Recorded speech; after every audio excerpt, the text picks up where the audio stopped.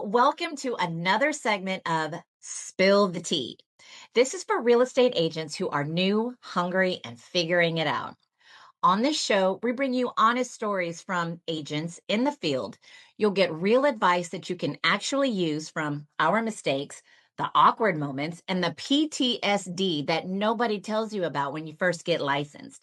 I'm Cynthia Day. I'm Anna Cantu. And we're the founders of Day and Cantu Luxury Homes Group right here with eXp Luxury.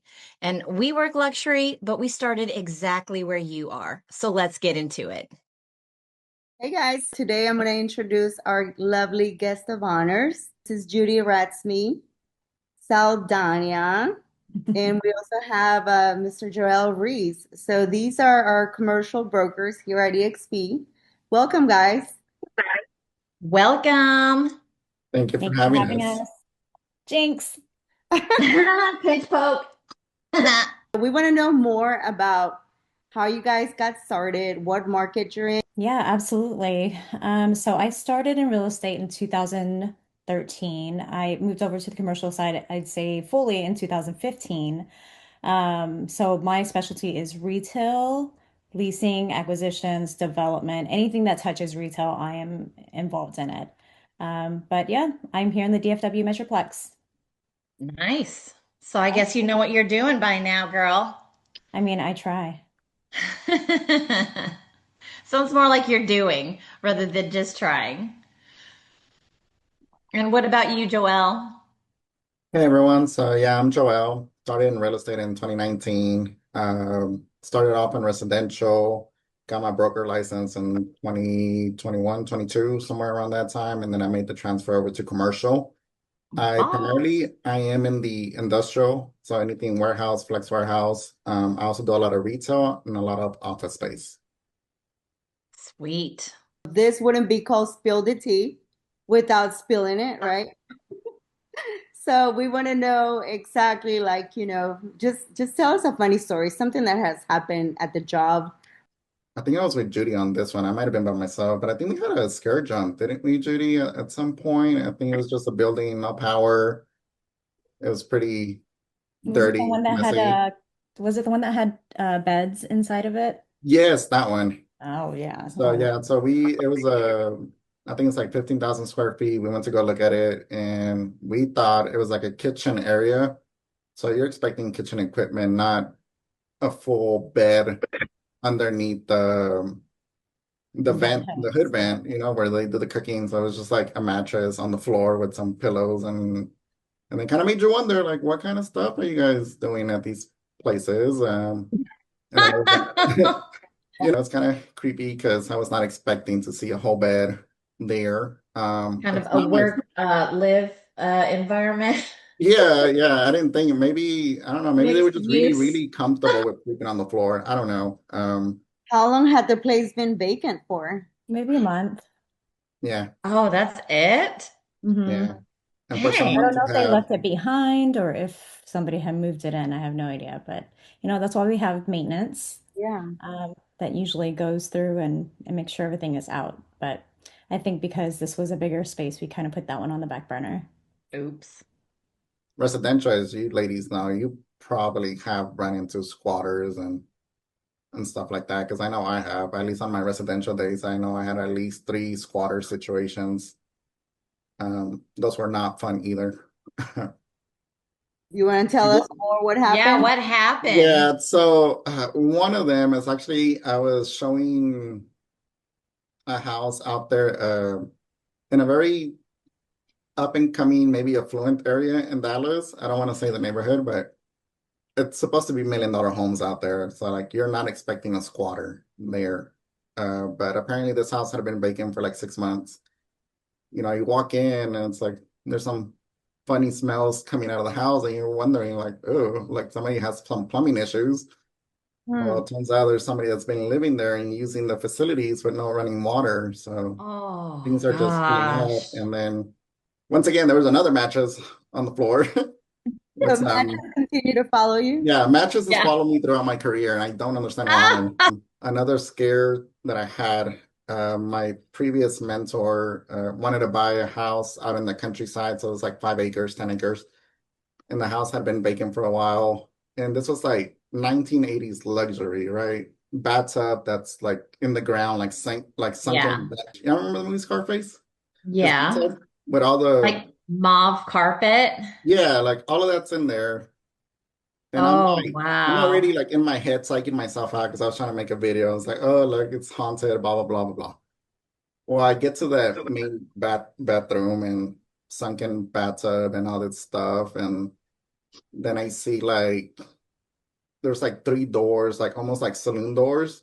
So like I'm kicking them with my feet to open them up, and on the last one, I'm thinking to myself, it's like, oh, watch there be like a dead body behind this door. Witch's Halloween mask head on top of the toilet, Oh, like right like eye level. So when I kicked the door open, like that's the first thing that I saw Did it scare looking you? at Did me. it And freak you out? I screamed so loud that Oh, my mentor from the other side of the house came running in, wondering what just happened to you. And I was like, someone left the freaking head in the bathroom. Almost had a heart attack. I was fat back then too, so my heart can't take that. oh my God, you're no, bad. Elle. I You would have are been like, crazy. oh, what happened to him? Like, yeah, he died on the 1980s dirty, nasty carpet. Ugh. Okay, Ain't well, no guess telling what how many spirits are in that carpet. Exactly. about you, Judy? Anything funny? As you know, most commercial properties, whenever we go into them, they have no electricity, no water. Everything's off because there's no one occupying it. So it's always an adventure. You always got to stay ready. I can't think of one particular moment, but the one that Joel highlighted with the beds was kind of creepy. As a seasoned agent now, what would you do differently if you were starting over? Why is Joel laughing? Because it's us. Hello. No, I'm laughing because Judy asked me, after you guys sent the questions, Judy asked me the same question, and my instinct was like, not get into real estate. Oh, God. Like I said, the PTSD that Yeah, nobody tells you about, right? I would probably say take the first 12 months to try everything. I know they tell you it's going to take like 6 months for you to get your first deal, blah, blah, blah. But for me, it was like, I wish I would have like met someone that was an investor first or met like a commercial agent, residential agent, and stuff like that, just so I can be exposed to that a lot earlier in my career instead of like 5 years in, and Mhm. then figuring things out on year seven, what I really want to do with my career. And now it's like, hey, I just spent 7 years chasing deals when I could have been chasing investments, particular commercial investments. Mm. If I would have been exposed to that, let's say month three, I probably would have dedicated the last 7 years of my life to just buying those investment properties. I would have stayed in the banking. I probably would have been a regional manager by now. One or the other. Nice. I'm sure you can still do it, Joelle. What about you, Judy? I think I would have probably searched for a mentor earlier on. That way they would have given me guidance on actually how to run the business because I was definitely piddling around for, the first year or so. I didn't know what I really wanted to do. I just got my real estate license because it sounded good, right? And I knew that I can sell, but I didn't even know what I wanted to sell. So definitely just having somebody guide me in the very forefront would have been a lot easier for me than struggling. Mm. That makes sense. So Can both, totally relate to both. yeah. Absolutely. We see all the projects you guys are working on. What is one project that you both are excited about right now? Do you want to share? Shameless plug. Deals are coming in more consistently, and it's easier to have the realistic conversations with prospects. One thing that Judy has taught me a lot is like everybody has a dream, but doesn't necessarily mean it's going to turn into anything unless you're able to get them under like a very like in a plan. So I think I'm just more excited at my personal growth and being able to sit down with a prospect, tell them, hey, like I get it, you want to start your own restaurant, but you don't have a menu, you don't have a concept, you don't have a location, you don't have a budget. And it doesn't mean that I'm being negative about it. It's just like, hey, like I want you to be successful, Mhm. because this is your spot one of X amount, unlimited amounts, right? Franchise, national, maybe even international level if your food is that good. So that's what I'm actually more excited about, just that aspect of educating clients. Because we see restaurants close and it's like, well, why do they close? And it's like, the food was bad. Drinks were amazing, but food is bad.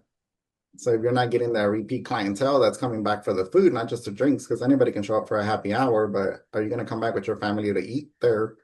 And if the answer is no, then most likely you're going to struggle, um, especially if your rent's at a like super, super high. Mm. Yeah, so having a business plan for that owner, it's a must. Being able to have all their ducks in a row and definitely hearing to the clientele. If your food is not great, they're not coming back. Yep. Mm. Good points. What Mhm. about you, Judy? Do you have any projects that you are bringing up right now, or do you have a listing that's currently on the market and you're trying to move? Yeah. So one of my other colleagues at EXP Commercial and I just picked up a listing. It's a good listing because number one, the client, the seller, has already gotten the entitlement for the property for an SUP, which is a special use permit. And it's really hard for you to go into a project, buy land, and have to go through rezoning. That can take anywhere from 6 months to 2 years, and it could be a total soft cost of like $200,000. So this is a project that's in Dallas, and it's already got all the entitlement for it. So it just has to find the right person to come and develop it. Nice. Joelle and Judy, we really enjoyed having you. We loved laughing with you, especially when you kicked down the door and screamed so loud in that house. And we definitely enjoyed learning from you both about what you would do all over again early on in your career, which was find direction and mentorship early. Mhm. So, with that being said, okay, that was another wild ride in real estate, all wrapped up. And if you are newer in the business or you're just tired of doing deals the hard way, we did put together something to help you 3x your contracts and your commissions in the next 90 days without giving half of your paycheck to a mentor. So, you can find it on the Apple App Store. Also, real talk, most agents do struggle with starting conversations, and that's where Clear to Close comes in. It's a simple, clean merchandise right here that gets people to ask you what you do so that you don't have to force it or sound awkward. Just start having real conversations now because your next deal might not be, or because your next deal might just be standing right next to you. So check out cleartoclose.shop and start wearing your lead generation. And we'll see you guys on the next episode of Spill the Tea.